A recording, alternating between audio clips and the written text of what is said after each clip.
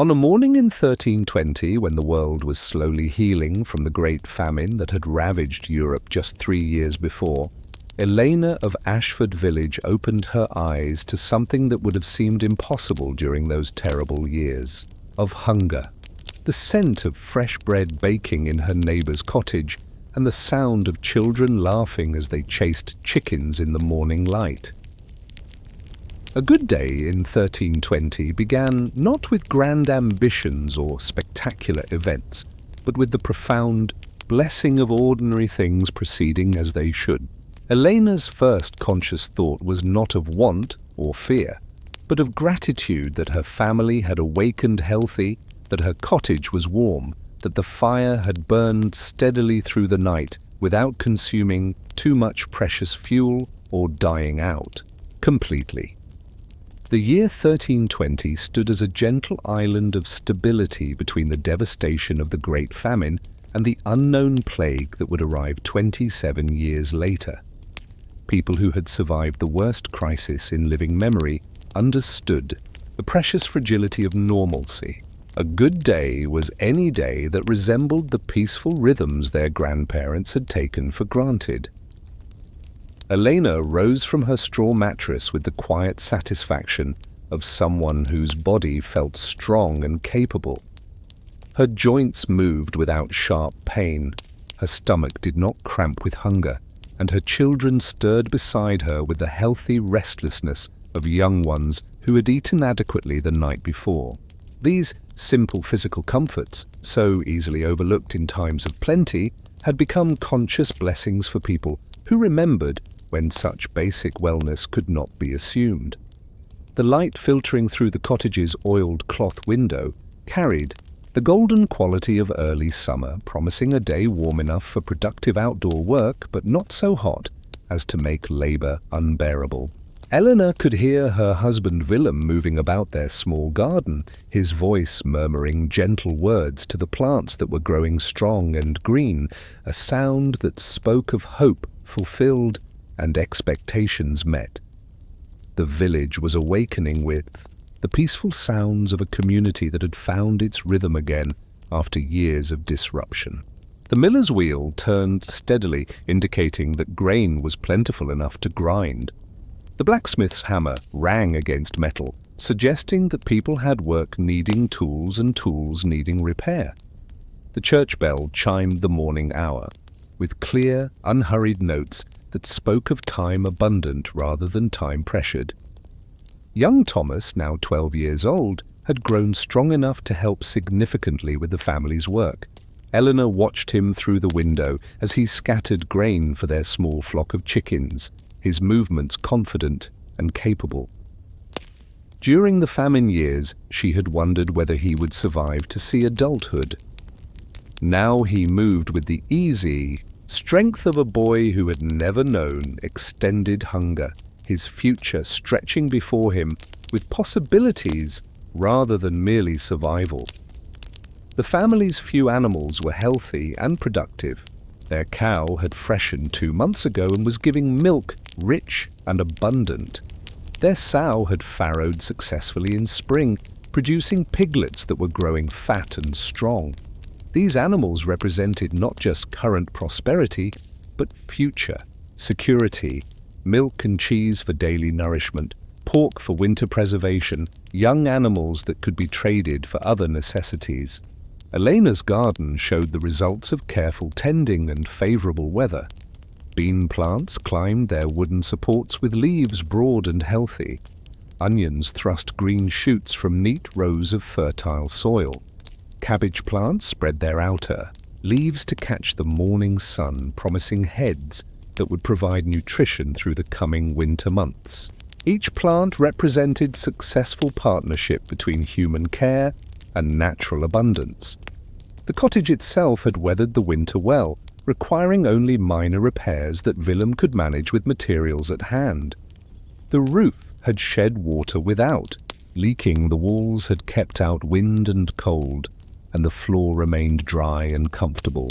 These structural successes meant that the family's energy could be devoted to productivity rather than emergency repairs that would consume time and resources needed for other purposes. Elena's spinning wheel waited in its corner, surrounded by wool that had been washed, combed, and prepared for transformation into thread. The wheel's presence spoke of leisure time earned through efficiency in essential tasks, of evenings that could be spent in productive but pleasant work that created value while providing the social atmosphere of shared family activity. The wooden chest that held the family's few treasures contained items that represented security and modest prosperity. Extra clothing sufficient for each family member, carefully mended and preserved. A small amount of silver coins saved from previous year's surplus. Documents that proved their rights to the land they farmed and the cottage they inhabited. These possessions were not wealth in any grand sense, but they represented the solid foundation of a good life lived within realistic expectations. The relationships that bound Elena's family to their community had grown stronger and more supportive through the shared trials of recent years. Neighbors who had helped each other survive the famine now enjoyed the fruits of mutual aid and collective resilience. Trust had been tested and proven reliable, creating social bonds that made daily life more secure and pleasant for everyone involved. Elena's own health carried the quiet satisfaction of a body that had endured hardship and emerged stronger. Her hands, though calloused from work, moved without pain. Her back, though marked by years of physical labor, supported her through long days without complaint. Her mind, sharpened by the necessity of managing limited resources carefully, now found pleasure in the relative abundance that allowed for planning beyond immediate survival. The morning's first task was not urgent or desperate, but peaceful and methodical. Elena would prepare breakfast for her family using ingredients that were sufficient and reasonably varied. Bread baked from wheat flour that was clean and nutritious. Ale brewed from barley that had fermented properly without spoiling. Milk, fresh, from their own cow, rich with the flavor of good pasture and careful animal husbandry. As Elena began her daily routine, she carried with her the deep contentment that came from understanding how precious ordinary goodness could be. The great famine had taught her generation to appreciate the simple miracle of adequate food, secure shelter, and healthy family. A good day in 1320 was not measured by exceptional achievements or unusual pleasures, but by the blessed reliability of basic needs being met through honest work and favorable circumstances. The sun climbed higher in the clear sky, casting sharp shadows that spoke of weather stable enough for planning and work that could proceed without interruption. This was how good days began in 1320, not with fanfare or excitement, but with the quiet recognition that life was proceeding as it should, that basic needs were secure, and that the day ahead held the promise of productive work, sufficient food, and the companionship of people who had proven their worth through shared trials and mutual support. Elena stepped outside her cottage door to begin another day, breathing air that carried the scents of growing things, wood smoke, and the indefinable freshness that spoke of a world in balance. This was the blessing of an ordinary dawn in 1320, not spectacular, not dramatic, but profoundly satisfying to people who had learned to find deep joy in the simple fact that life continued, that hope had been justified, and that another day offered the opportunity to build upon the foundation of survival that their community had constructed together through patience, cooperation, and faith in better times ahead. The wooden bowl that held Elena's bread dough had become the center of quiet anticipation in the cottage, its contents doubling in size as the wild yeast worked its ancient magic, transforming simple flour and water into something that would nourish her family and fill their home with the aroma that meant prosperity and peace. Successful bread was never taken for granted in 1320. each risen loaf representing a small victory over the forces that could still bring hunger to the unprepared. Elena knelt beside the dough, her hands testing its texture with the expertise of someone who had learned to read the subtle language of fermentation. The surface felt smooth and elastic, giving slightly under gentle pressure, but springing back with the resilience that promised good bread. During the famine years, when grain was scarce and often mixed with inferior substitutes, bread had been dense and difficult, barely edible despite desperate hunger. Now, with wheat available and of good quality, the dough responded to her touch with the promise of light, nourishing loaves. The process of bread making in 1320 required skills and knowledge that connected families to generations of bakers who had refined these techniques through centuries of practice. Elena's grandmother had taught her to judge the readiness of dough by its appearance and feel, to adjust for variations in weather and humidity, to coax the best results from whatever ingredients were available. This knowledge represented cultural treasure more valuable than gold, enabling families to transform basic grain into sustenance that could support life and health. Young Mary watched her mother's hands work the dough with the concentrated attention of someone learning skills that would determine her future family's welfare. She was beginning to understand the subtle signs that indicated when dough was ready for baking, when the fire was at the proper temperature, when the bread was finished. Cooking. These lessons were never formal instruction, but natural apprenticeship that occurred through daily participation in essential tasks. The fire that would bake the bread burned with the steady heat that came from properly seasoned wood, and careful management. Elena had built up the coals gradually through the morning, creating conditions that would provide even, sustained heat for the baking process. The clay oven attached to the fireplace radiated warmth that spoke of controlled energy, ready to transform dough into bread through the patient application of measured heat over appropriate time. Willem paused in his morning work to observe the bread preparation, his presence acknowledging the importance of this daily transformation that sustained their family's strength and spirits. He had learned during the famine years to appreciate the skill and knowledge that successful baking required, understanding that Elena's expertise represented security and comfort that could not be purchased, but only developed through practice and experience. The wheat flour itself told stories of successful cooperation between human effort and natural bounty.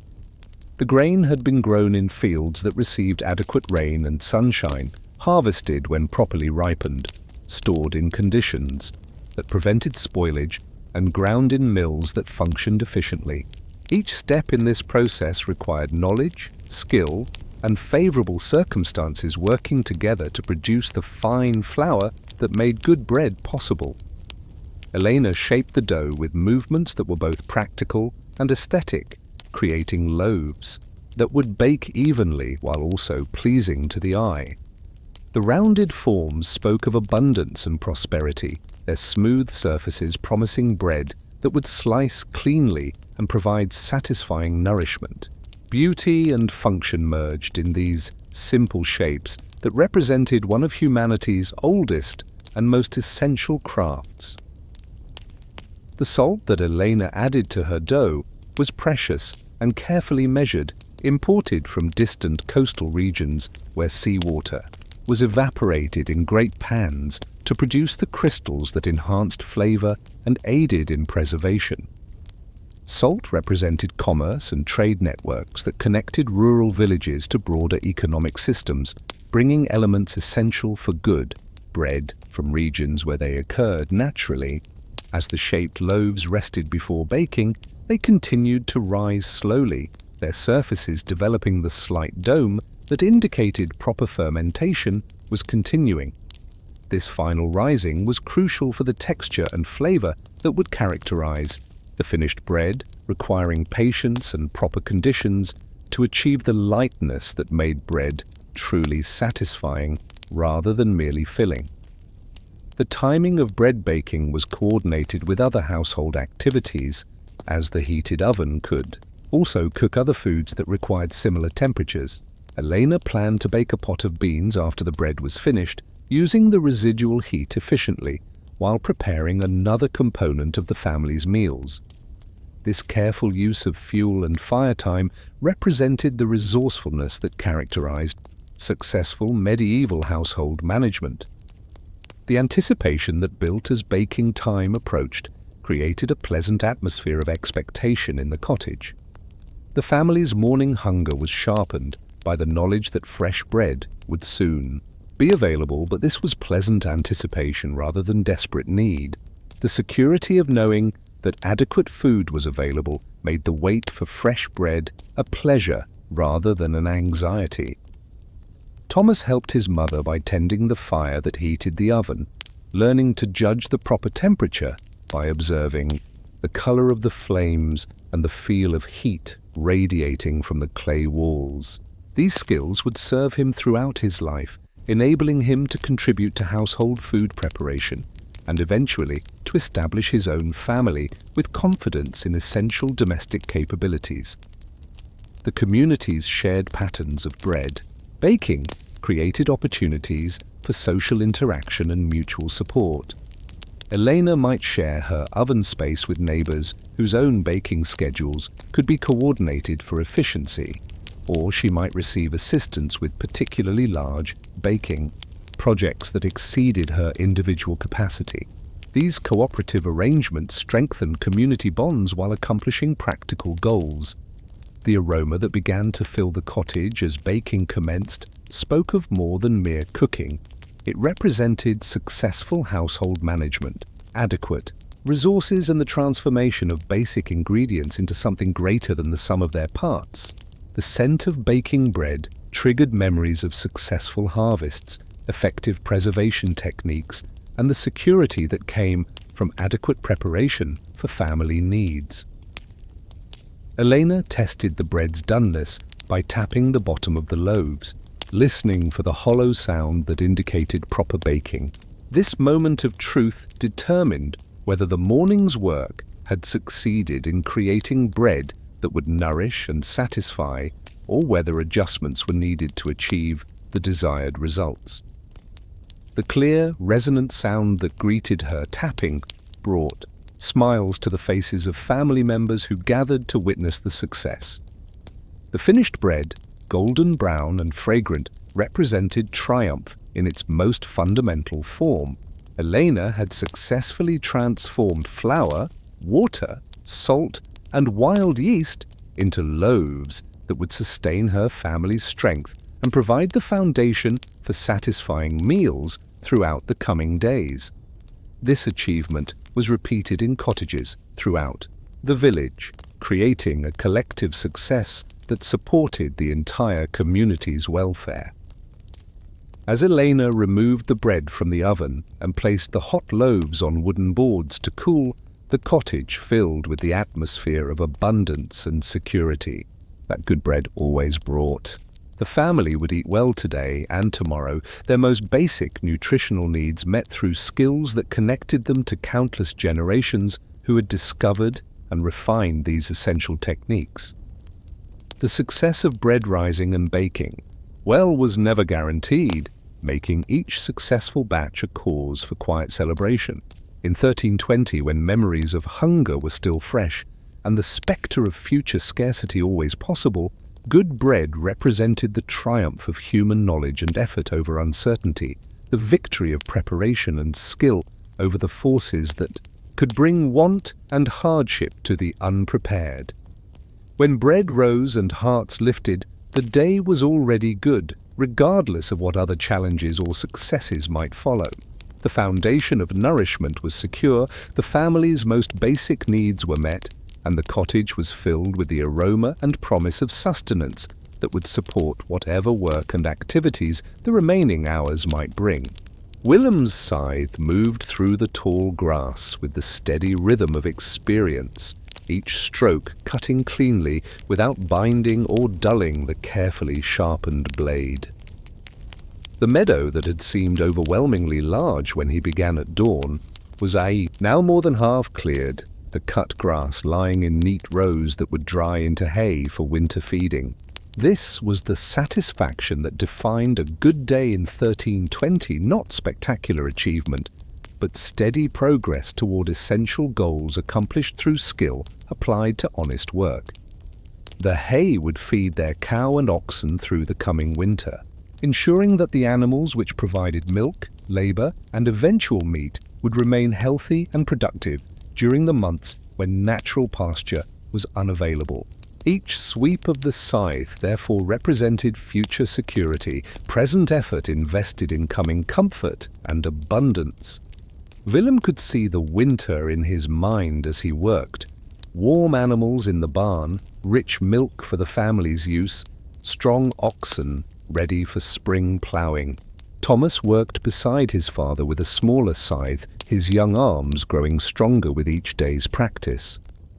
His strokes were not yet as smooth or efficient as Willem's, but they were improving steadily, and the boy's enthusiasm more than compensated for his lack of experience. Father and son worked in companionable rhythm, the older man occasionally offering guidance, while the younger absorbed techniques that would serve him throughout his life.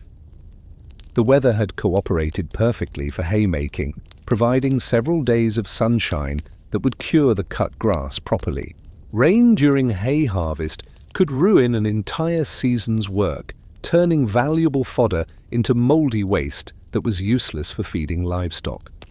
But this year the skies remained clear, the sun shone steadily, and the wind was sufficient to dry the grass without being so strong as to scatter the cut material across the countryside. Elena arrived at midday carrying bread, cheese, and ale for the workers, her presence adding social pleasure to the physical satisfaction of productive labor.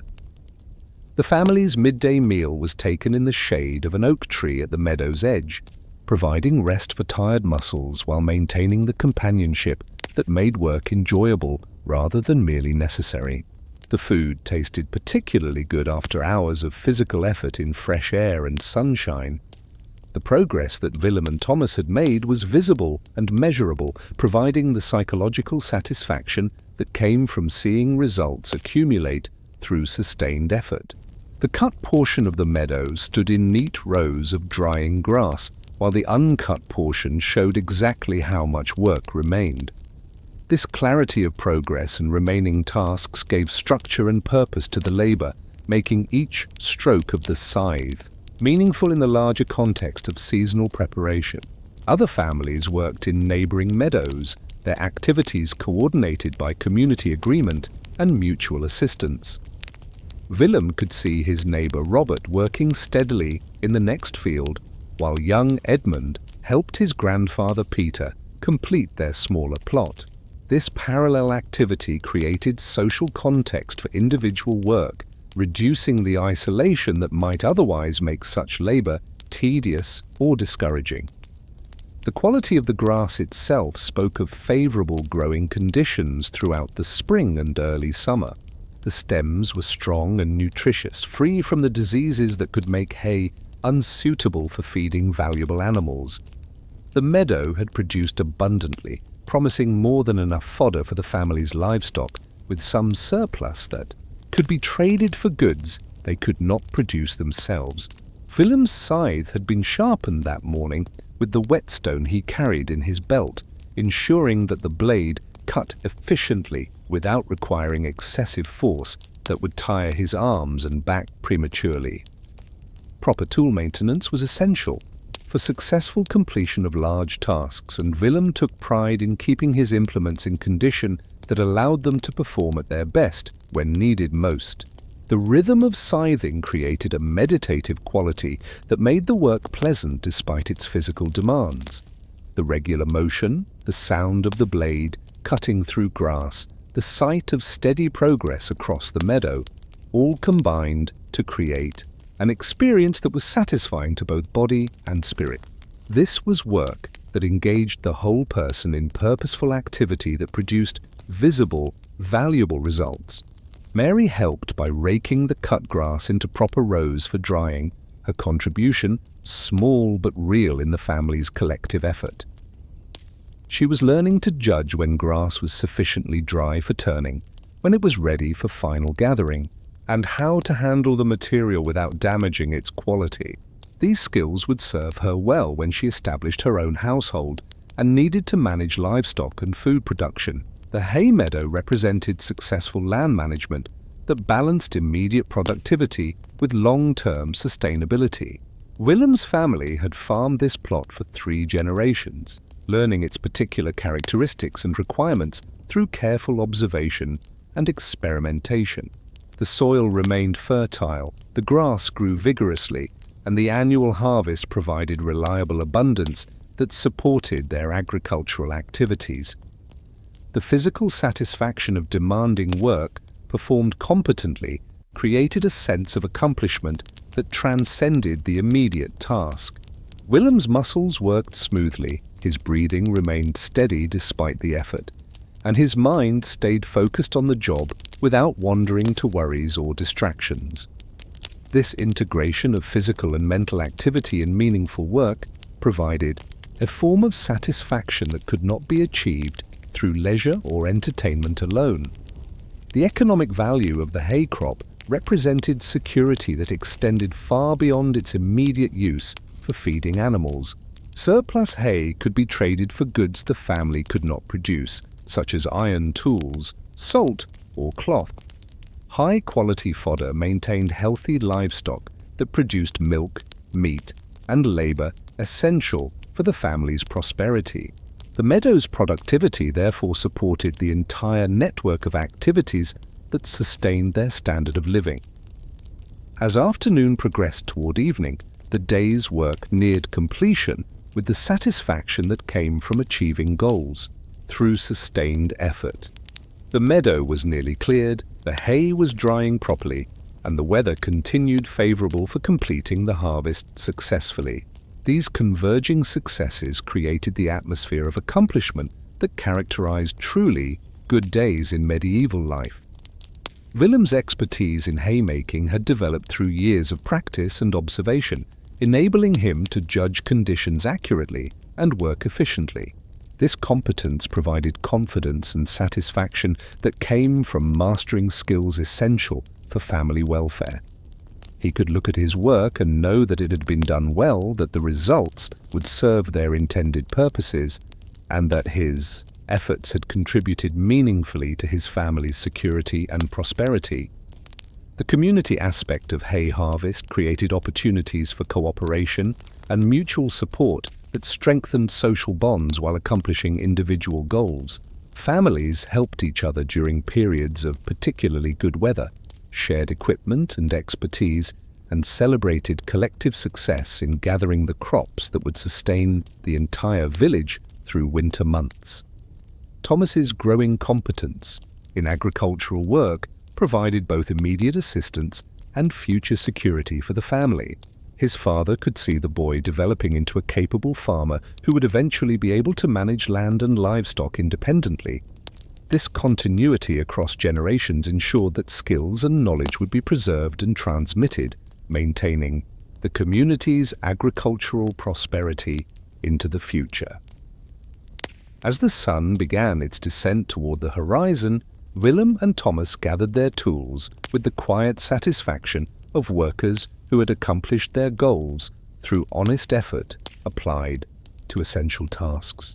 The meadow stood cleared and productive, the hay was properly prepared for drying, and another small victory had been achieved in the ongoing project of creating security and prosperity through competent management of natural resources and family labor.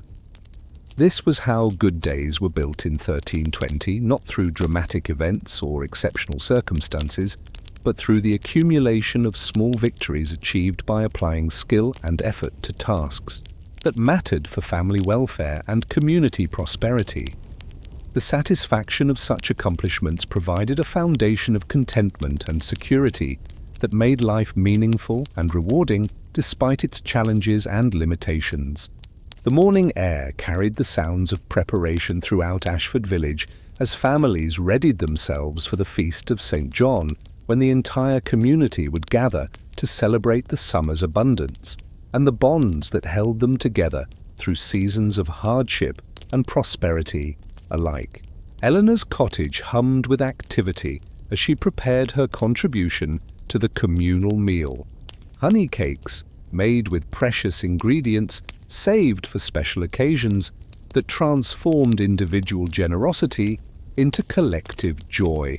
The village green had been cleared and decorated by willing hands that worked without formal organization or assigned duties, each family contributing time and effort according to their abilities and resources.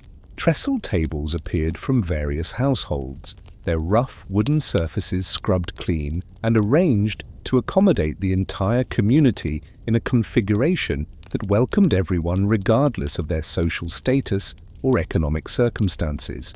Young Thomas helped carry wooden benches from the church, his eager participation in community preparation demonstrating the way that feast days created opportunities for people of all ages to contribute meaningfully to collective celebrations. The physical work of preparation was shared naturally, with stronger community members handling heavier tasks, while others contributed through cooking, decoration, or the countless small services that transformed ordinary space into festive gathering places.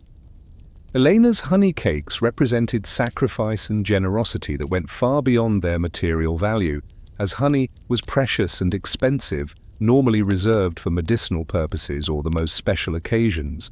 Her decision to use their small store of honey for community celebration rather than family enjoyment alone demonstrated the values that made such gatherings possible, the understanding that individual prosperity meant little unless it could be shared with neighbors who had provided mutual support throughout the year. The miller's wife brought fresh bread baked in loaves larger than her family would normally consume, the extra flour and labor representing investment in community pleasure, rather than household economy. Her contribution acknowledged the community's dependence on the mill's services while also celebrating the abundance that made such generosity possible without threatening family security. Willem joined other men in preparing the ox that would be roasted for the feast, the animal contributed by Lord Edmund as recognition of his tenants' successful work and faithful service throughout the year. The meat represented wealth shared rather than hoarded, prosperity that flowed through the community rather than being concentrated in individual hands. The roasting process required skills and cooperation that brought men together in productive activity that would benefit everyone present. Children darted between the adults, their excitement creating an atmosphere of anticipation and joy that reminded everyone of the celebration's deeper purposes.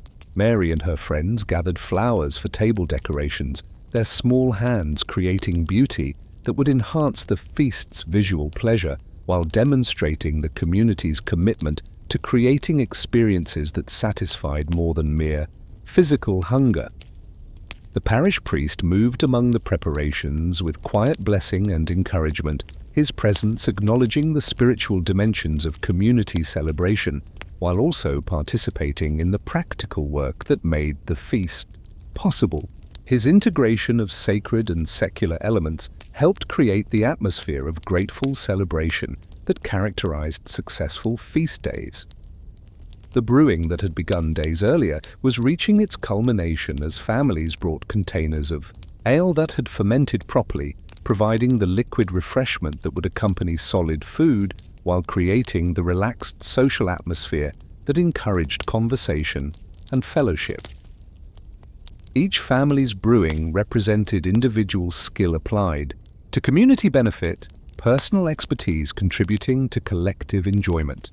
Elena's preparation of honey cakes had begun before dawn, her early rising ensuring that the baking would be completed in time for proper cooling before the feast began. The cake's golden surfaces spoke of successful coordination between fire, management, timing, and technique, while their sweet aroma promised pleasure that would be remembered long after the celebration ended. The planning and organization required for successful community feasts demonstrated the sophisticated cooperation that characterized medieval village life at its best.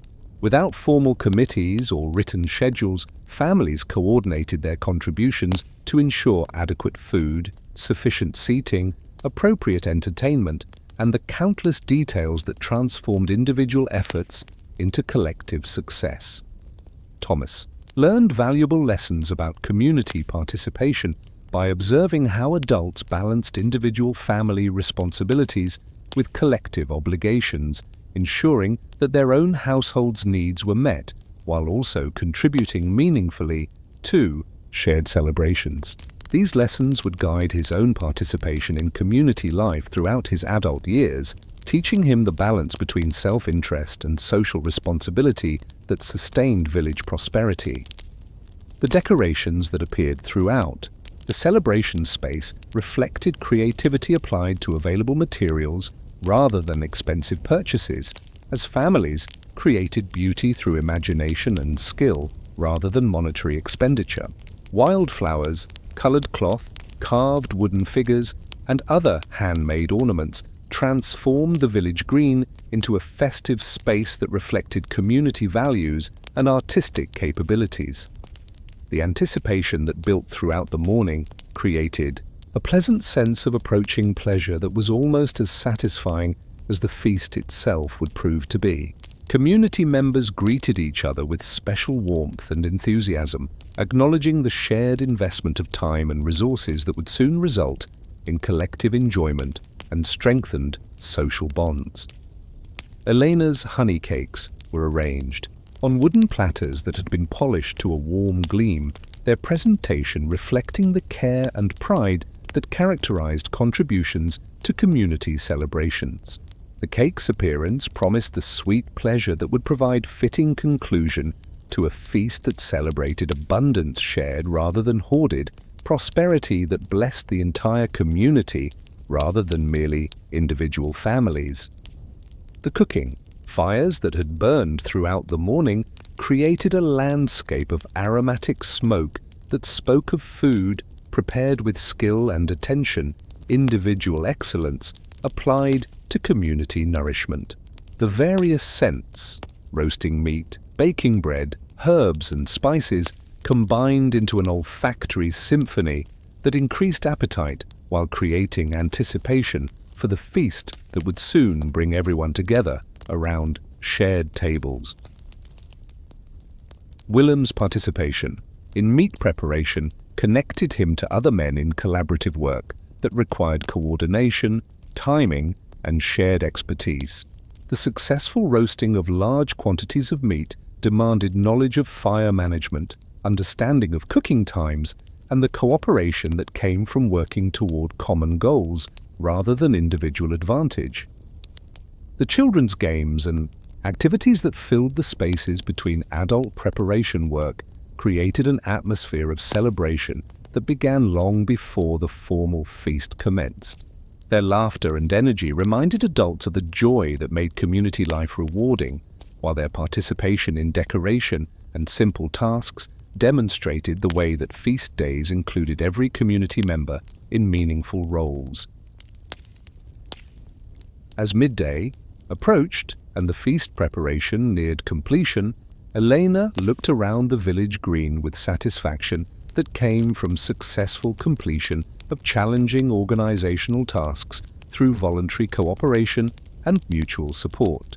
The tables were ready, the food was prepared, the decorations were in place, and the community was gathered for celebration that would strengthen the bonds making such cooperation possible throughout the year. This was community in shared abundance, not the abstract concept of social organization, but the lived reality of people choosing to celebrate together rather than separately, to share resources rather than hoard them, to create collective joy rather than pursue individual pleasure alone. The Feast of St. John would be remembered not for its material lavishness, which was modest by any standard, but for the generosity of spirit that transformed simple ingredients into sacred celebration of the bonds that made survival and prosperity possible through mutual care and support.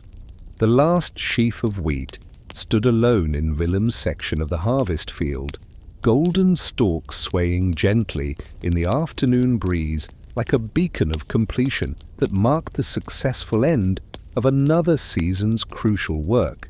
His scythe had moved steadily through the grain for 3 days, cutting clean strokes that left stubble of even height, while gathering the wheat into neat bundles that would dry properly before being collected for threshing and storage.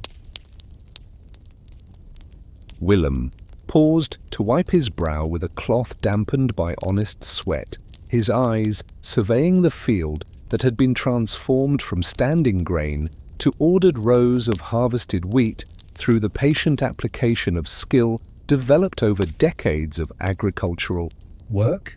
The satisfaction that filled his chest was quiet but profound, the deep contentment that came from completing essential tasks competently, on schedule, and with results that would sustain his family through the coming year. Thomas worked beside his father with increasing efficiency, his young hands learning to tie sheaves with the quick, secure knots that would hold the grain bundles together through handling and transport without wasting precious stalks through loose binding. The boy's growing competence in harvest work provided both immediate assistance and future security, as Willem could see his son developing into a capable farmer who would eventually manage land and crops with confidence and skill. The weather had cooperated perfectly throughout the harvest season, providing sunshine for ripening, followed by dry conditions for cutting and gathering. Rain during harvest could ruin an entire year's work by causing grain to sprout in the sheaves or rot before it could be properly dried. But this season had been blessed with favorable conditions that allowed the grain to reach perfect ripeness before being cut and gathered under clear skies. Elena arrived with the midday meal just as Willem cut the final sheaf, her timing perfect for celebrating the completion of major work while providing nourishment for tired bodies that had labored since dawn. The bread, cheese, and ale she carried tasted particularly satisfying after hours of physical effort in service of essential goals, the simple food becoming feast-like through the seasoning of accomplishment and the satisfaction of goals achieved. The quantity and quality of wheat harvested exceeded Willem's expectations, promising flour sufficient for bread throughout the winter with surplus that could be traded for other necessities or saved against future shortages. Each sheaf represented security and prosperity earned through competent farming, favorable weather, and the blessing of fertile soil properly managed through generations of careful agricultural practice. Other families worked in adjacent strips of the common field, their parallel activities creating community context for individual achievement, while demonstrating the cooperative patterns that enabled everyone to complete essential work within the narrow window of optimal harvest conditions. Willem could see his neighbors Robert and Edmund making similar progress in their sections, the collective success promising adequate grain stores for the entire community. The grain itself was of excellent quality, heavy kernels that would grind into nutritious flour, free from the diseases and pests that could make wheat unsuitable for human consumption. Willem tested random handfuls throughout the cutting process, confirming that the wheat met the standards that would make it valuable for both family use and potential trade with merchants or neighboring communities. The physical satisfaction of harvest work came not just from its completion, but from the way it engaged body and mind in coordinated activity that produced valuable results through sustained effort. Willem's muscles had worked smoothly throughout the cutting process. His breathing remained steady despite the exertion, and his attention stayed focused on the work without distraction from worries or concerns beyond the immediate task. The harvested wheat would provide the foundation for bread throughout the coming year, supporting the family's most basic nutritional needs, while also enabling Elena to demonstrate her baking skills in creating loaves that were both nourishing and pleasing. Good wheat transformed by expert baking became bread that sustained strength while providing the comfort and satisfaction that made meals enjoyable rather than merely necessary. Thomas's participation in harvest work was teaching him lessons that extended far beyond agricultural technique to include the values and attitudes that characterize successful farming. He was learning patience with natural processes that could not be hurried, attention to quality that prevented waste and spoilage, and persistence in completing large tasks through sustained effort over multiple days. The tools that had served Willem throughout the harvest, scythe, sickle, wooden rakes, binding materials, had all functioned reliably due to careful maintenance and proper use.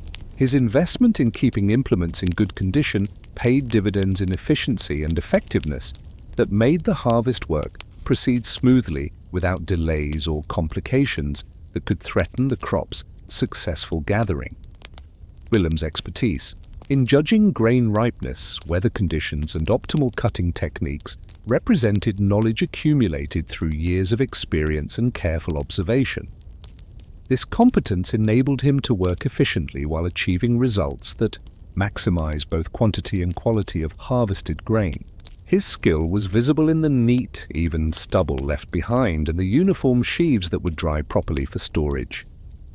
The community's coordinated approach to harvest work ensured that all families completed their cutting during the optimal period when grain was fully ripe but had not yet begun to shatter and fall.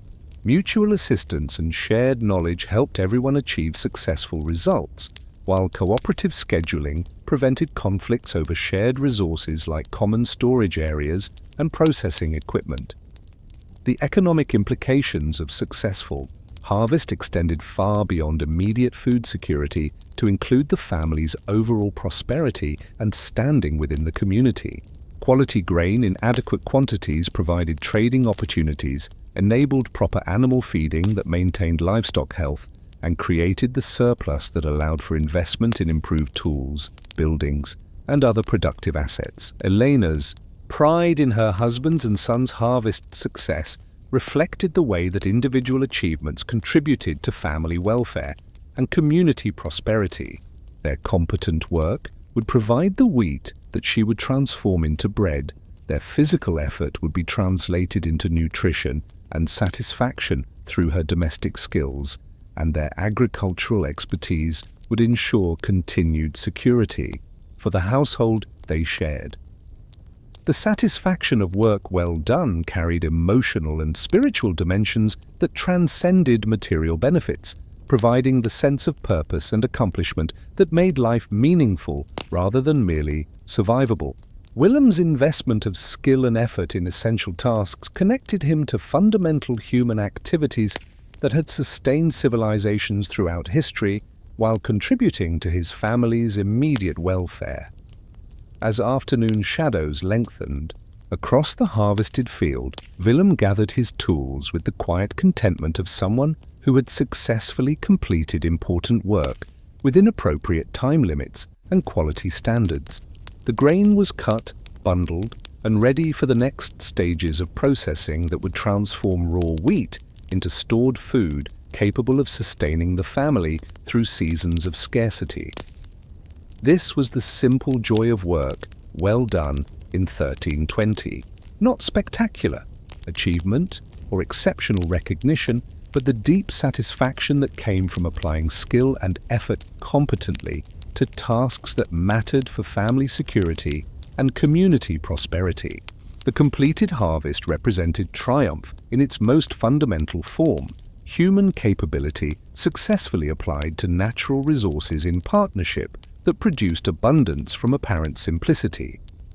The field stood ready for the next phase of agricultural work, its stubble providing grazing for animals while the soil rested and renewed itself for another season's planting. Willem's successful harvest had contributed to this cycle of productivity that sustained both individual families and the larger community through the patient application of knowledge and effort to the land that supported them all. As you listen, To the gentle rhythm of this medieval harvest, let the satisfaction of Willem's honest work wash over you like warm sunshine. Sometimes, the greatest contentment comes not from grand achievements, but from simple tasks completed with care and skill, each small success building toward larger security and deeper peace. In 1320, as now, there was profound joy to be found. In work that mattered, in effort that bore fruit, in the quiet knowledge that one's labor had meaning and purpose.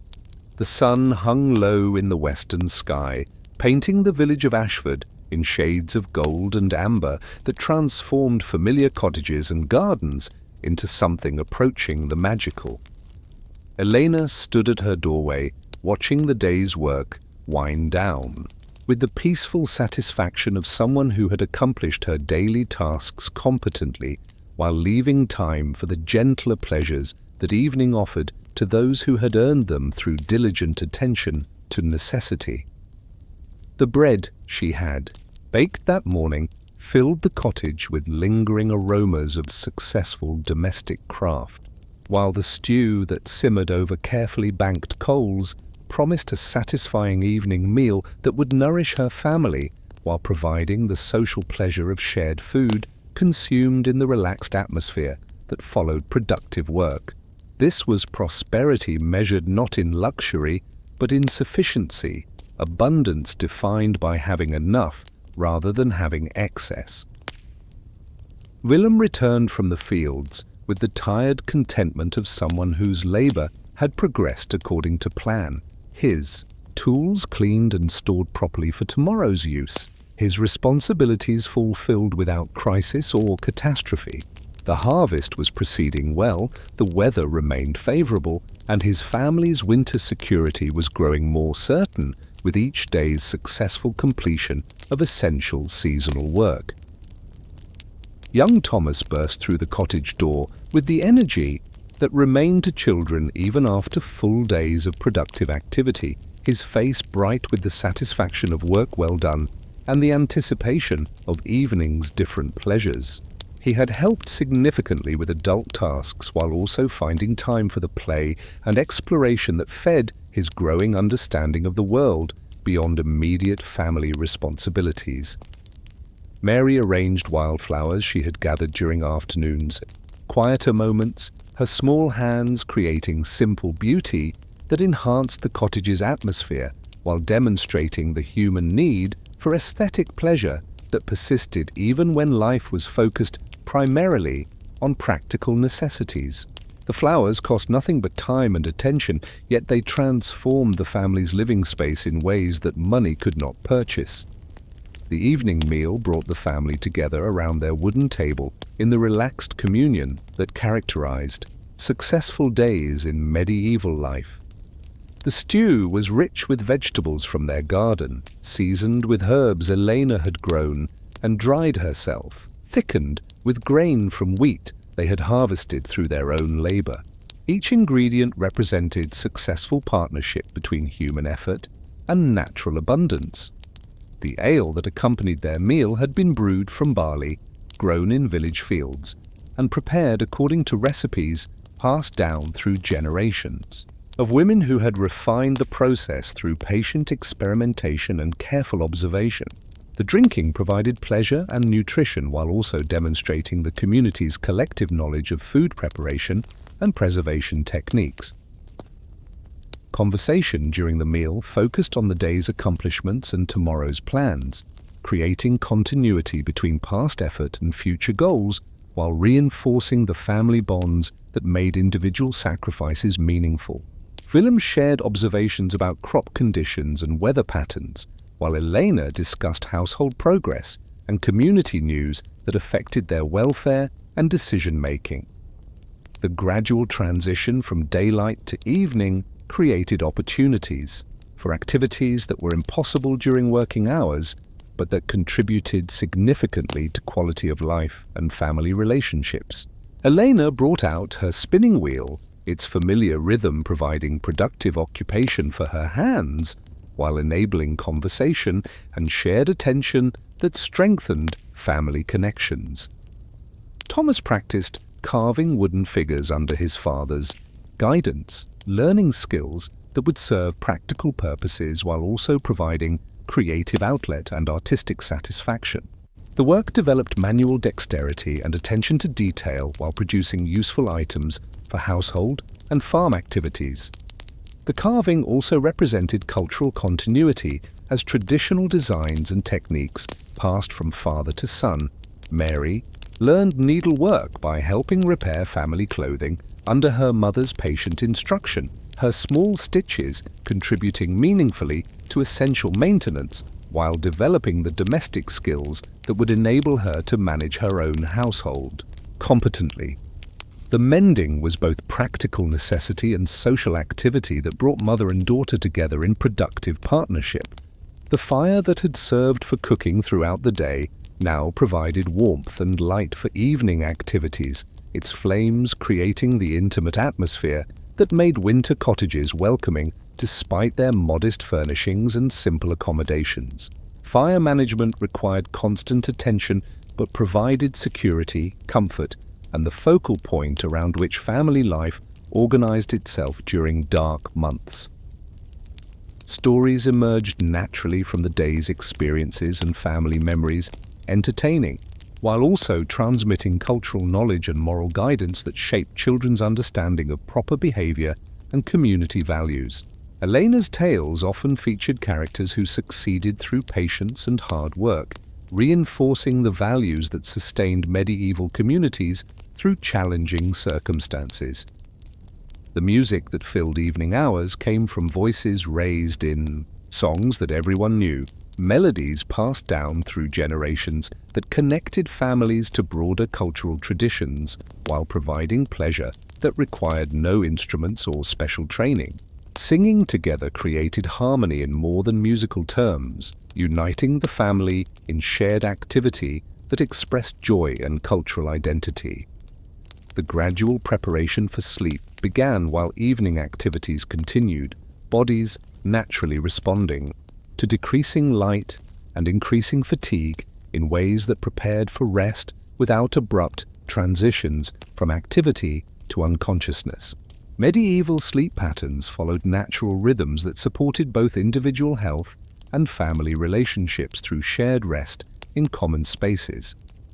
The security that enabled peaceful evening activities came from successful completion of daily responsibilities combined with reasonable confidence that tomorrow's challenges could be met through continued application of proven techniques and community support. This security was earned rather than assumed, maintained through vigilance rather than taken for granted. Elena's evening prayers included gratitude for the day's successes and requests for continued blessing on family welfare and community prosperity. Her faith provided framework for understanding both good fortune and hardship, while creating hope that sustained effort and moral behavior would be rewarded with continued security and happiness. Willem's final check of animals and household security demonstrated the vigilance that protected family welfare while enabling confident rest. Animals were fed and sheltered, tools were secured against theft or weather damage, and the cottage was prepared for night's potential challenges through precautions that had proven effective over years of experience. The children's bedtime rituals created comforting routine that eased the transition from day's activity to night's rest while reinforcing family bonds and cultural values.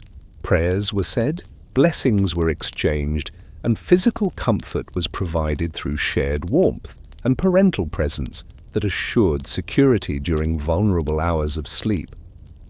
The cottage settled into nighttime quiet with the peaceful atmosphere that came from successful completion of daily responsibilities and anticipation of tomorrow's opportunities. The day had been good, not because of exceptional events or unusual pleasures, but because ordinary activities had proceeded successfully within the stable framework of family cooperation and community support.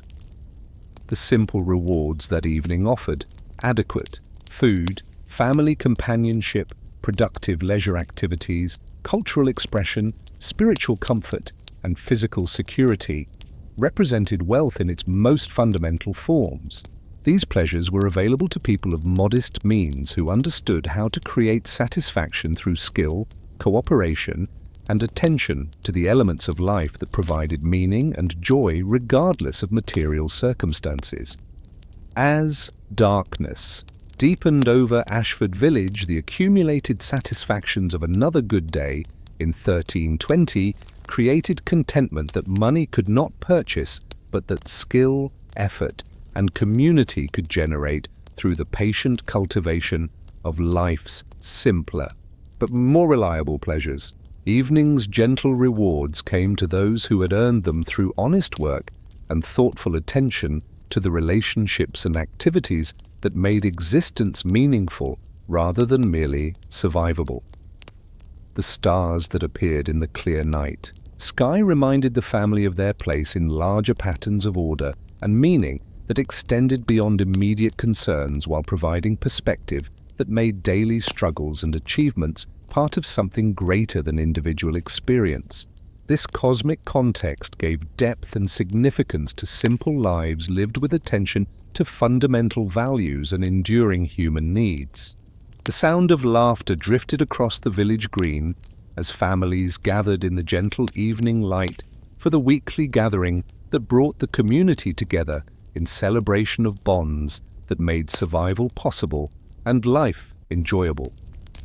Elena carried her wooden bowl and spoon, ready to share in the simple meal that would emerge from everyone's contributions, while Thomas and Mary ran ahead with the eager anticipation of children who understood that community gatherings meant stories, games, and the special joy that came from being part of something larger than individual family units.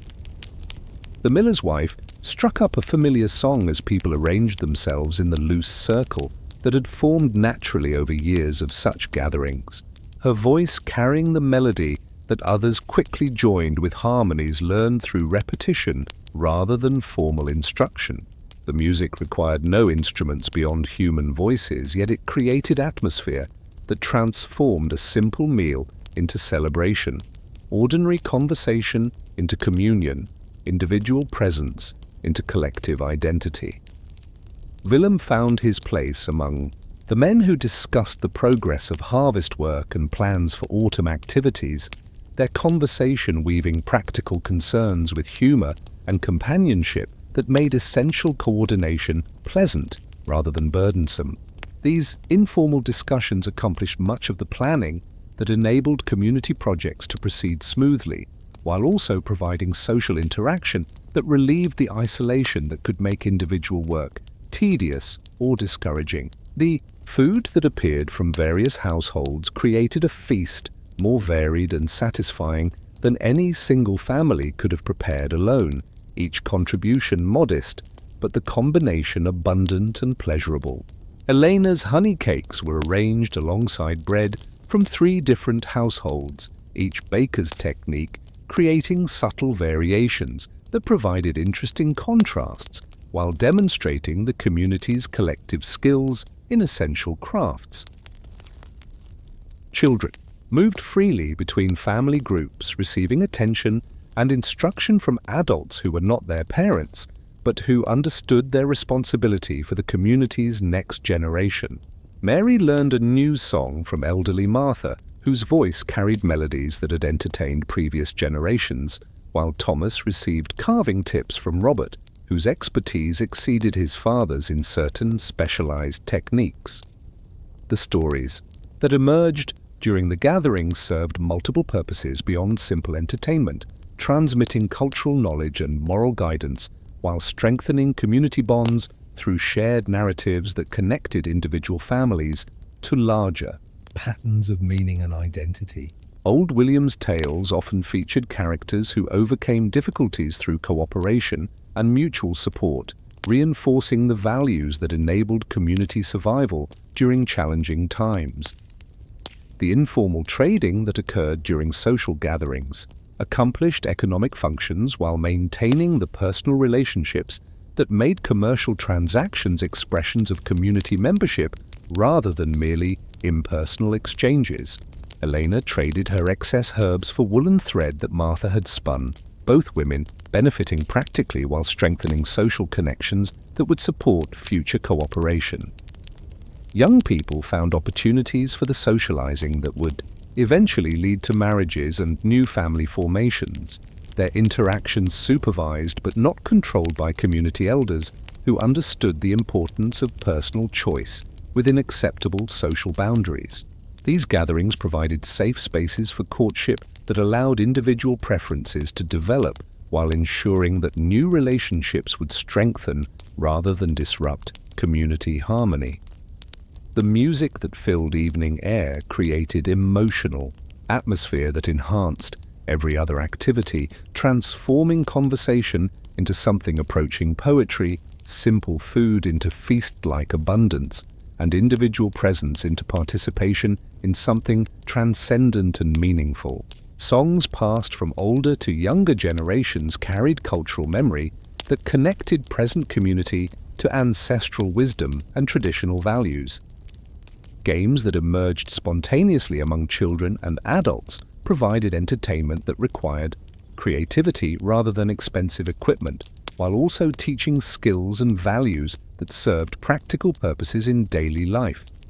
Wrestling matches between young men developed physical strength while demonstrating community standards for acceptable competition, while storytelling contests encouraged verbal creativity that preserved and enhanced cultural traditions. The dancing that began as evening light faded required no formal instruction or elaborate preparation, as community members moved to familiar rhythms that had been learned through participation rather than teaching. These dances created physical expression of community unity while providing exercise and pleasure that enhanced both individual health and collective celebration. Elena's participation in evening activities balanced her family responsibilities with community involvement, demonstrating the way that successful medieval life integrated individual welfare with collective prosperity.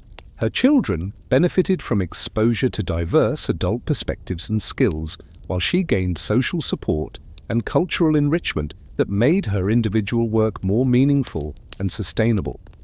The gradual transition from formal meal to informal social activities occurred naturally as people finished eating and reorganized themselves according to interest and relationship patterns that reflected the community's complex social structure. Conversations shifted from practical concerns to personal sharing that strengthened individual friendships while maintaining the group cohesion that enabled effective cooperation. Willem's enjoyment of community music and conversation provided recreation that restored his energy and enthusiasm for individual work, while also maintaining the social connections that made his family's welfare dependent on community prosperity. His participation demonstrated commitment to collective welfare that encouraged others to support his family during times of need or difficulty. The children's games that continued as adult conversation became more focused created multi-generational activity that included everyone in celebration while allowing different age groups to participate according to their interests and capabilities. This inclusive approach strengthened community bonds across generational lines while ensuring that cultural transmission occurred naturally through shared experience. The informal instruction that occurred during community gatherings accomplished much of the education that prepared young people for adult responsibilities. As skilled community members shared expertise with learners who would eventually contribute their own knowledge to collective welfare. This distributed educational system was more efficient and effective than formal schooling, while also strengthening social relationships.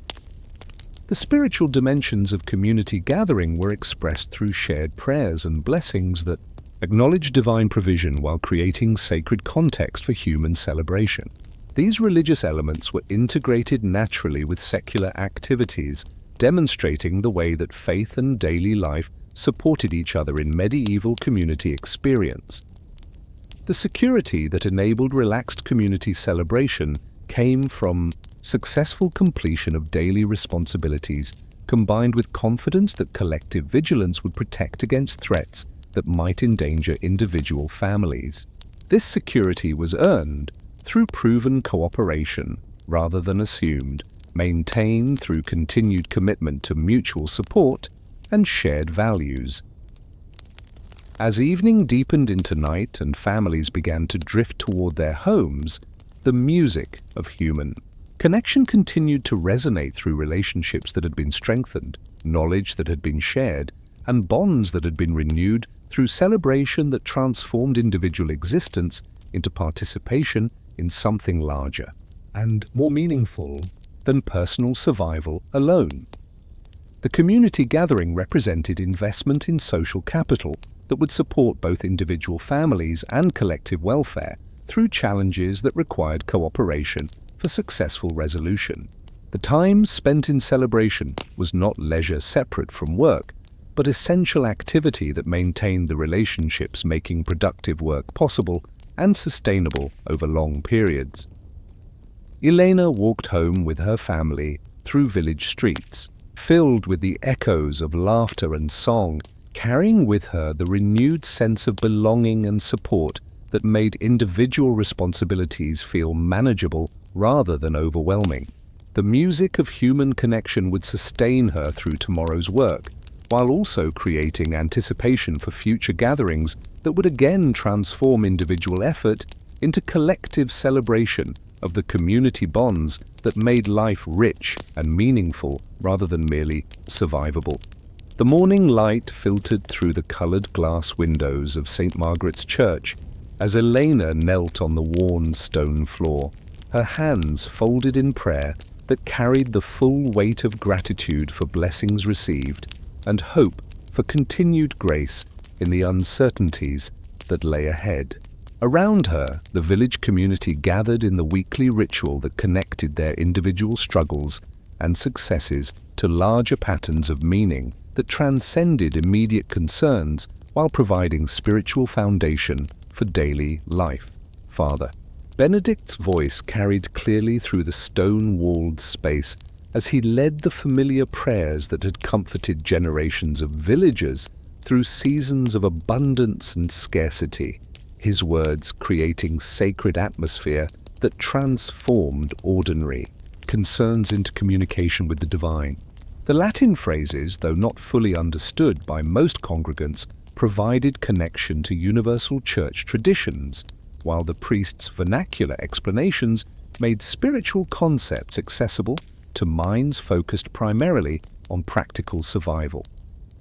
Willem's prayers combined gratitude for harvest success with requests for continued favor on his family's agricultural efforts, his faith providing framework for understanding both good fortune and hardship as part of divine plan that offered meaning and hope even during difficult circumstances. His relationship with God was practical rather than abstract, grounded in daily experience of dependence on forces beyond human control for the weather, health, and circumstances that determined family welfare. Young Thomas knelt beside his father, with the automatic devotion of childhood, absorbing religious instruction through participation rather than formal teaching, while learning to see spiritual dimensions in the work and relationships that structured his daily experience. His prayers were simple and direct, requesting protection for family members and animals, while expressing thanks for food, shelter, and the security that enabled him to grow and learn without constant fear. The church building itself represented community investment in spiritual life that connected individual families to broader Christian civilization, while providing sacred space that elevated daily concerns into contexts of eternal significance. The stone walls, carved decorations, and religious artwork created atmosphere that encouraged contemplation and worship, while demonstrating the community's commitment to values that transcended material prosperity. Elena's prayers included specific gratitude for her successful bread baking, which she understood as partnership between human skill and divine blessing that enabled her to nourish her family adequately while also contributing to community welfare. Her faith made domestic work sacred rather than merely practical, connecting daily activities to spiritual purposes that gave meaning and dignity to repetitive tasks that might otherwise seem insignificant. The congregation's collective voice created harmony that unified individual prayers into community worship, demonstrating the social dimensions of religious faith that strengthened both personal devotion and community bonds. The shared ritual provided common framework for understanding life's challenges and opportunities while creating spiritual context for the mutual support that enabled collective survival during difficult periods. Mary's participation in church services was teaching her to see religious faith as natural part of daily life rather than separate activity. Her spiritual development occurring through integration with practical learning rather than isolation from ordinary concerns. Her prayers reflected childlike trust in divine protection, while also expressing growing understanding of moral obligations that connected personal behavior to community welfare. The priest's sermon addressed practical moral issues that arose in village life, providing spiritual guidance for decisions about honesty in trade, generosity toward neighbors, and responsibility for community welfare. Father Benedict's instruction connected theological principles to specific situations that villagers faced regularly, making religious teaching relevant to daily experience rather than abstract doctrine removed from practical concerns. The ritual of communion created sacred moment that transformed simple bread and wine into spiritual nourishment that supported faith through symbolic participation in divine grace. Elena's reception of the Eucharist represented renewal of spiritual strength that would sustain her through the coming week's challenges while connecting her to the larger Christian community that extended far beyond her immediate village. The Church's role as community gathering place for both religious and secular activities demonstrated the integration of spiritual and practical life that characterized medieval culture, as the building served for meetings, celebrations, and emergency shelter, while primarily functioning as sacred space for worship and religious instruction. This multi-purpose use reflected the community's understanding that religious faith should influence all aspects of life rather than being confined to formal worship periods. Willem's contributions to church maintenance and support represented investment in spiritual infrastructure that benefited the entire community, while demonstrating personal commitment to values that transcended individual welfare. His labor on church repairs and donations to religious activities connected him to sacred purposes that gave deeper meaning to his agricultural work and family responsibilities. The prayers for harvest success that had been answered through favorable weather and abundant crops created gratitude that strengthened Elena's faith while encouraging continued devotion and moral behavior. Her understanding of divine providence made successful outcomes occasions for thanksgiving rather than merely personal achievement, connecting family prosperity to spiritual obligations that encourage generosity and community support. The community's collective prayers for protection from disease, natural disasters, and human conflict acknowledge their dependence on forces beyond human control, while creating spiritual framework for addressing fears and uncertainties that could otherwise overwhelm individual families. Shared faith provided courage and hope that enabled people to face challenges with confidence in divine support rather than despair about human limitations. Thomas's growing understanding of religious faith was developing through observation of how adult community members integrated spiritual beliefs with practical decisions, demonstrating that genuine devotion influenced behavior rather than merely providing comfort during difficult times. His religious education was occurring through participation in community life rather than formal instruction separated from daily experience. The church calendar that structured village life around religious festivals and holy days created rhythm that connected ordinary time to sacred seasons while providing occasions for celebration and special community activities. These observances gave meaning and variety to repetitive agricultural cycles, while creating shared experiences that strengthened community bonds through collective participation in religious traditions. Elena's prayers for her children's welfare included requests for both physical health and moral development, reflecting her understanding that spiritual formation was as important as material provision for preparing young people to live successfully within community expectations and divine commandments. Her maternal concerns were expressed through faith that connected individual family welfare to broader spiritual purposes. The comfort that religion provided during times of loss, disappointment, and hardship enabled community members to endure difficulties without losing hope or abandoning moral behavior, as spiritual framework offered meaning and purpose that transcended immediate circumstances. Faith created resilience that sustained both individual families and community solidarity through challenges that might otherwise prove overwhelming. Father Benedict's prayers for community welfare acknowledged the interdependence of individual families while seeking divine blessing on collective activities that sustained village prosperity through cooperative effort guided by religious values. His spiritual leadership connected practical community organization to sacred purposes that elevated mutual aid from mere convenience to moral obligation. As the morning service concluded with final prayers and blessings, Elena rose from her knees with renewed sense of spiritual strength and community connection that would sustain her through the coming week's activities while providing foundation for continued faith and moral behavior. The prayers that had found their mark were those that connected daily experience to eternal purposes, individual concerns to community welfare, and human effort to divine grace. The village community dispersed from church with shared sense of spiritual renewal and collective purpose that would influence their interactions throughout the week, while providing foundation for continued cooperation and mutual support.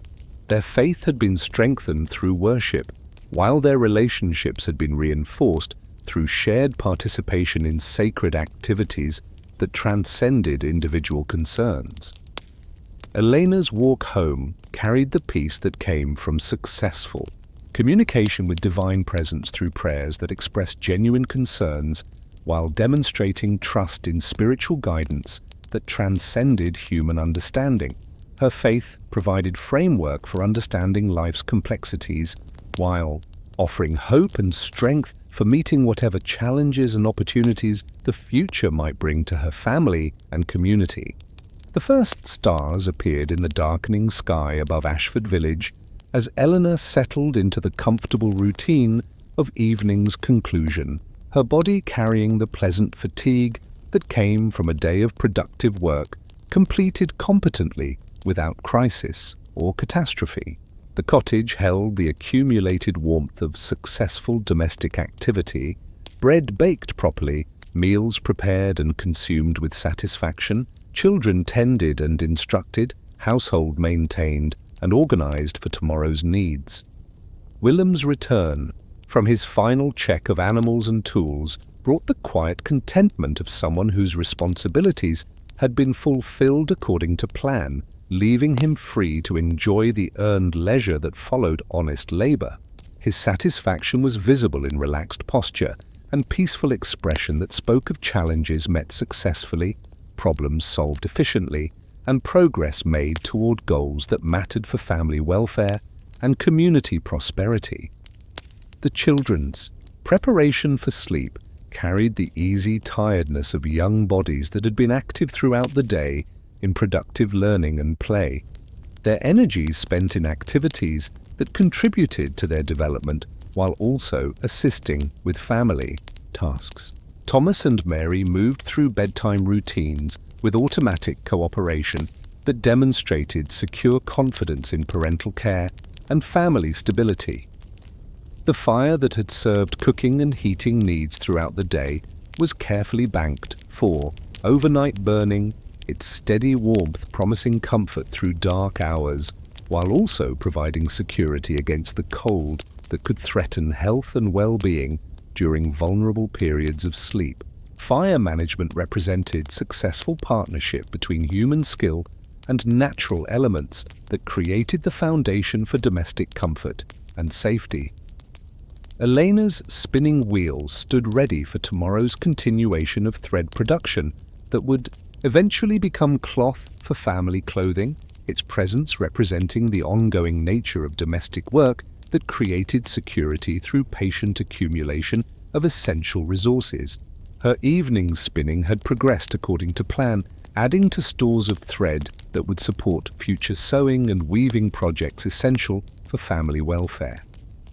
The day's accomplishments were modest but meaningful. Bread successfully baked, garden properly tended, children instructed in essential skills, household maintained in good order, community relationships strengthened through normal interaction. These achievements represented triumph in its most fundamental form, basic needs met through competent application of knowledge and effort to essential tasks. Willem's physical tiredness was the honest fatigue of muscles used for productive purposes, rather than the depleting exhaustion of struggle against impossible circumstances or inadequate resources. His body had worked steadily throughout the day in service of clear goals, achieving results that justified the effort while maintaining health and capability for continued work in days ahead. The cottage's atmosphere reflected successful domestic management that created comfort and security through careful attention to details that supported family welfare. Clean surfaces, organized storage, adequate lighting, and proper temperature control had been maintained through Elena's skilled household administration that made their simple dwelling function efficiently as workspace, living area, and refuge from external challenges. Thomas's growth and development continued through daily participation in family activities that gradually prepared him for adult responsibilities, while also providing immediate assistance with current tasks. His contributions were becoming increasingly valuable, reducing the burden on his parents while building confidence and competence that would serve him throughout his life. Mary's learning progressed through observation and practice that connected domestic skills to cultural values and community expectations. Her education occurring naturally through participation in women's work rather than formal instruction separated from practical application. Her development represented investment in future family capability and community welfare through the preservation and transmission of essential knowledge. The security that enabled peaceful rest came from successful completion of daily responsibilities, combined with reasonable confidence that tomorrow's challenges could be met through continued application of proven techniques and community support. This security was earned through competent work rather than assumed, maintained through vigilance rather than taken for granted. Elena's evening prayers included gratitude for the day's successes and requests for continued blessing on family activities and community prosperity. Her faith providing framework for understanding both achievements and challenges as part of larger patterns of meaning that transcended immediate circumstances. Her spiritual life was integrated with practical concerns rather than separated from daily experience. The natural progression from daylight activity to evening rest followed, rhythms that supported both individual health and family relationships through shared transition from work to leisure to sleep. Medieval schedules adapted to natural cycles rather than fighting against them, creating harmony between human needs and environmental conditions that promoted well-being and efficiency. Willem's satisfaction with the day's work reflected not just material accomplishment but the deeper fulfillment that came from applying skill and effort to meaningful activities that contributed to family welfare and community prosperity. His labor had purpose and significance that made physical tiredness feel good rather than merely depleting, effort well spent rather than energy wasted. The cottage's preparation for night included security measures that protected family welfare, while enabling confident rest, doors secured, valuable items stored safely fire properly managed for overnight burning, animals fed and sheltered against predators. These precautions reflected experience and wisdom that prevented small oversights from becoming major problems. The family's bedtime routine created comforting stability that eased transition from day's activity to night's rest, while reinforcing relationships and values that sustained them through both challenges and successes. Prayers were shared, affection was expressed, and physical comfort was provided through arrangements that maximized warmth and security during vulnerable hours of sleep. The shared sleeping arrangements that characterized medieval domestic life created family bonds that strengthened relationships while also providing practical benefits of warmth conservation and mutual protection. The family bed was not just accommodation, but expression of unity and cooperation that supported both individual welfare and collective security. Elena's final conscious thoughts before sleep included satisfaction with work completed, gratitude for blessings received, and confident anticipation of tomorrow's activities. Her rest was earned through honest effort applied to essential tasks, making sleep not escape from responsibility, but reward for duty fulfilled and preparation for continued service to family and community welfare. The quality of rest that came to people who had worked productively throughout the day was deeper and more restorative than leisure unearned through effort. As tired bodies and minds settled into sleep, with the satisfaction that comes from meaningful activity successfully completed. This rest prepared them for renewed activity while providing the psychological comfort of accomplishment and purpose. Willem's sleep carried the peace that came from understanding his place in family and community life, his work contributing to larger purposes while also meeting immediate needs. His individual efforts were part of collective activity that sustained village prosperity through cooperative labor guided by shared values and mutual support. The children's rest was secure and untroubled, protected by parental care and community. Stability that allowed young minds to develop without constant anxiety about survival or safety. Their sleep was preparation for continued growth and learning within supportive environment that encouraged development while providing security. As sleep settled over the cottage and throughout Ashford village, the day's honest labor found its natural conclusion in rest that was earned rather than stolen, peaceful rather than anxious, restorative rather than merely escaping from overwhelming challenges. This was rest in its most satisfying form, the reward for work well done, relationships properly maintained, and responsibilities competently fulfilled. The night held the promise of renewal and restoration that would prepare the family for tomorrow's activities while providing the deep satisfaction that came from understanding that their simple lives were meaningful, their modest achievements were significant, and their daily efforts contributed to purposes larger than individual survival.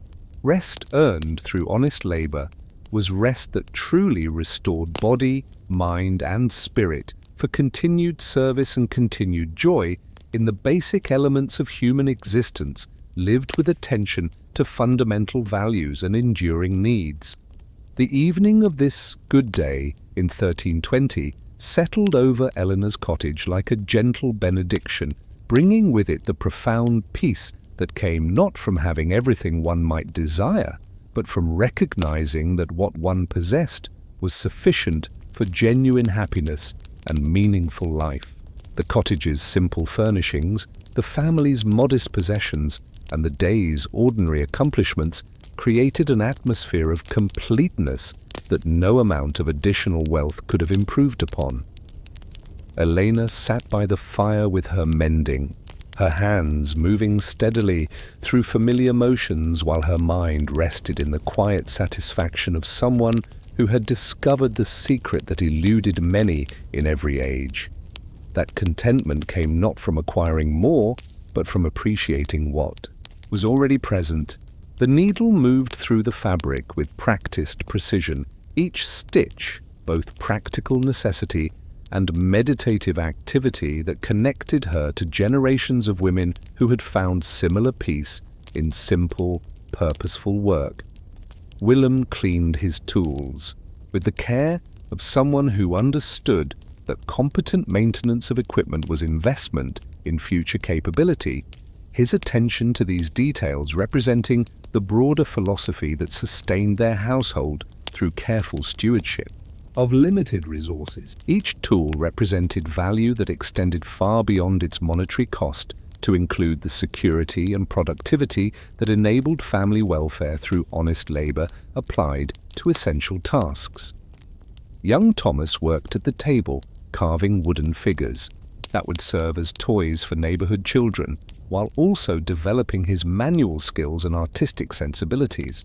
His concentration on this voluntary activity demonstrated the way that good days provided space for creativity and personal expression that enhanced life beyond mere survival, making existence richer and more satisfying through attention to beauty and craftsmanship. Mary helped her mother with mending while practicing the needlework skills that would enable her to maintain her own household competently when she came of age. Her learning was occurring naturally through participation in essential activities rather than formal instruction, creating educational experience that connected practical skills to family relationships and cultural values. The fire burned steadily in the hearth, its warmth and light creating the focal point around which family life organized itself during evening hours.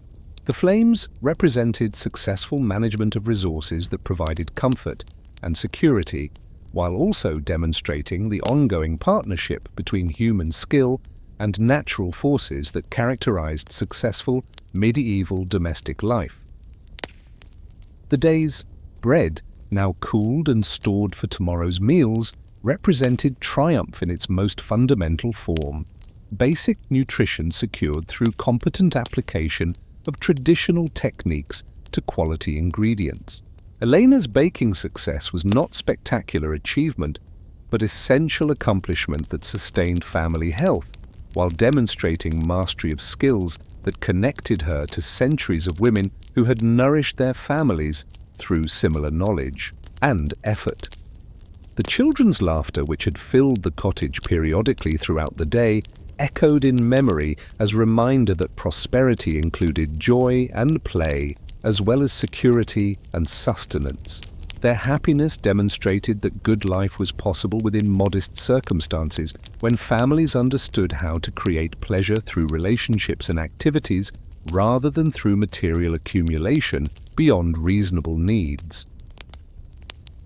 Willem's satisfaction with harvest progress reflected not just agricultural success, but the deeper contentment that came from work that had clear purpose and visible results.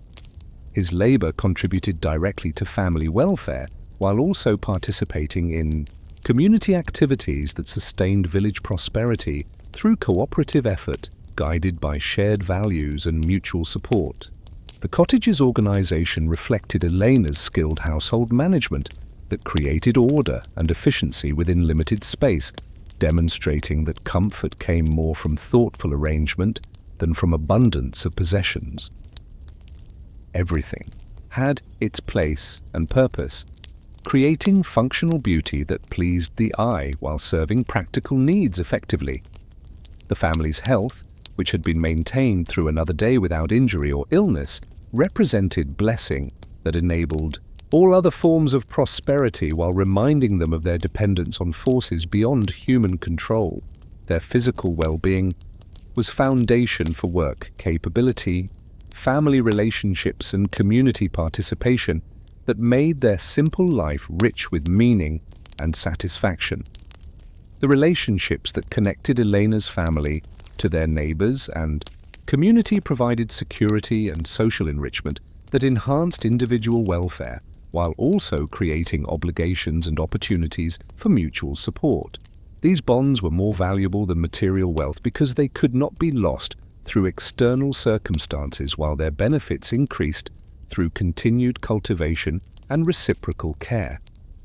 Thomas's growing competence in agricultural and craft activities promised future security for the family, while also representing successful cultural transmission that ensured essential knowledge would survive and continue serving community needs. His development was investment in both individual capability and collective welfare that connected present effort to future prosperity.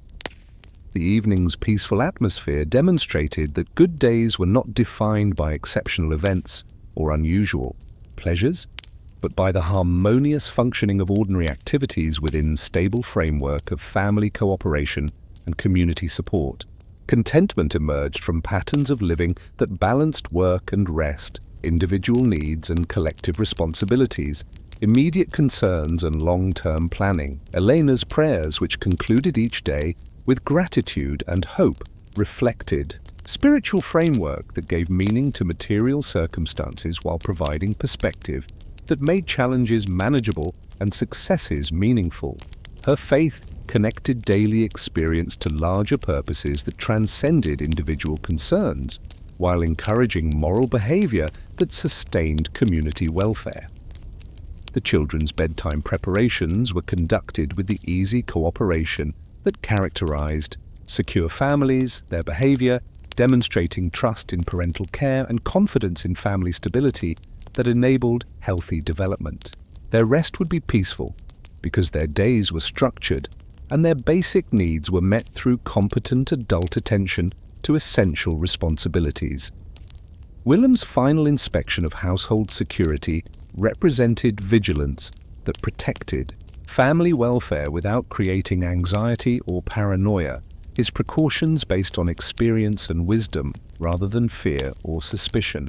The cottage was prepared for night's potential challenges through measures that enabled confident rest while maintaining reasonable protection against predictable risks. The quiet that settled over the cottage as evening deepened into night carried the peace that came from day well lived within modest but sufficient means. The family possessed enough food for adequate nutrition, enough clothing for proper protection, enough shelter for security and comfort, enough relationships for social support and emotional fulfillment. This was the quiet contentment of enough, not the restless dissatisfaction that came from always wanting more, but the deep satisfaction that emerged from recognizing abundance that already existed within life lived according to sustainable patterns.